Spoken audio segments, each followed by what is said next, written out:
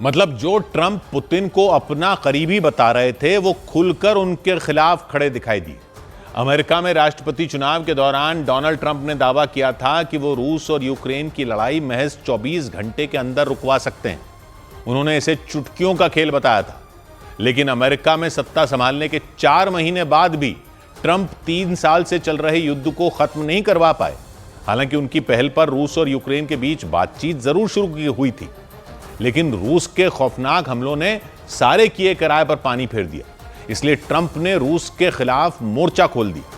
लेकिन उनके तीखे बयानों पर रूस ने भी पलटवार करने में देर नहीं लगाई और दो टूक कह दिया कि रूस को उकसाने का मतलब पूरी दुनिया को जंग की आग में झोंकना होगा। ट्रंप की चेतावनियों का जवाब रूस के पूर्व राष्ट्रपति दिमित्री मेदवेदेव ने दिया। वो पुतिन के वफादारों में शामिल होने के साथ साथ रूसी सुरक्षा परिषद के उपाध्यक्ष भी हैं।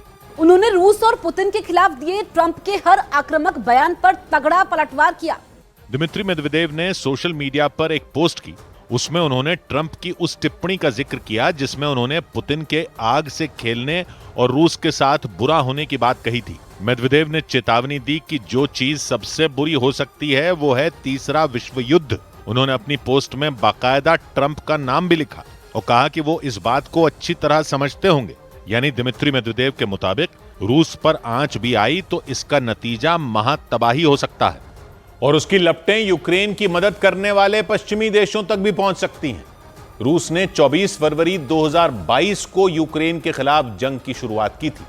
तब अमेरिका में राष्ट्रपति की कुर्सी पर बाइडेन बैठे थे। रूस ने दावा किया था कि यूक्रेन ने अमेरिका के उकसावे में आकर रूस से दुश्मनी मोल ली थी। जंग छिड़ने के बाद से ही अमेरिका और उसके सहयोगी यूक्रेन के साथ कंधे से कंधा मिलाकर खड़े थे। उन्होंने यूक्रेन को लड़ने के लिए हथियारों से लेकर हर वो चीज दी जिसकी उसे जरूरत थी। लेकिन यूक्रेन को मदद देकर अमेरिका रूस का विरोधी बन चुका था। दोनों के बीच कई बार टकराव के हालात भी बन गए थे। लेकिन इसी बीच नया मोड़ तब आया जब अमेरिका में सत्ता बदली।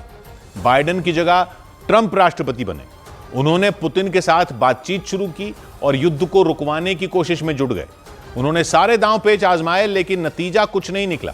बल्कि एक बार फिर ऐसे हालात बन गए कि दो महाशक्तियों यानी रूस और अमेरिका के बीच भिड़ंत का खतरा बढ़ गया। और माना जा रहा है कि अगर अमेरिका और रूस की टक्कर हुई तो इसमें कई देश कूद पड़ेंगे, क्योंकि रूस और यूक्रेन की लड़ाई के बाद से ही उनके समर्थक और विरोधी दो खेमों में बंट चुके हैं। अमेरिका में डोनाल्ड ट्रंप के राष्ट्रपति बनने के बाद अमेरिका यूक्रेन से दूर होता दिखाई दिया था, लेकिन कयास लगाया गया कि रूस से बढ़ते टकराव के बीच वो दोबारा यूक्रेन के साथ खड़ा हो सकता है। ऐसे में अमेरिका और रूस का आमना सामना हुआ तो दोनों के सहयोगियों की भी भिड़ंत हो सकती है। इस टकराव में रूस के साथ उसके सबसे भरोसेमंद साथी चीन, ईरान और उत्तर कोरिया जैसे देश आ सकते हैं, जबकि अमेरिका को यूक्रेन के अलावा ब्रिटेन समेत पूरे यूरोप का साथ मिल सकता है। ऐसे में यह कहना गलत नहीं होगा कि अमेरिका और रूस की लड़ाई हुई तो दुनिया तीसरे विश्व युद्ध की चपेट में आ सकती है।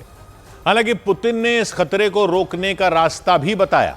खबर है कि पुतिन ने यूक्रेन जंग के खात्मे के लिए अमेरिका समेत पश्चिमी देशों के सामने शर्त रख दी।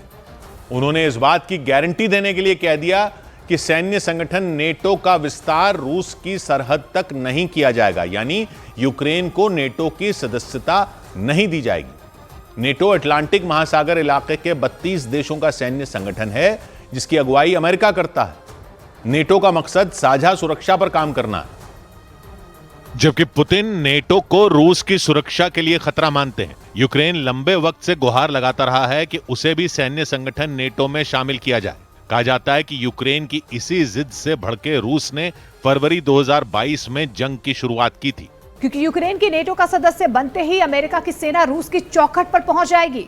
और पुतिन ऐसा बिल्कुल नहीं चाहते। खबर है कि उन्होंने यूक्रेन में जारी युद्ध को रोकने के लिए अमेरिका और पश्चिमी देशों के सामने कई शर्तें रख दी।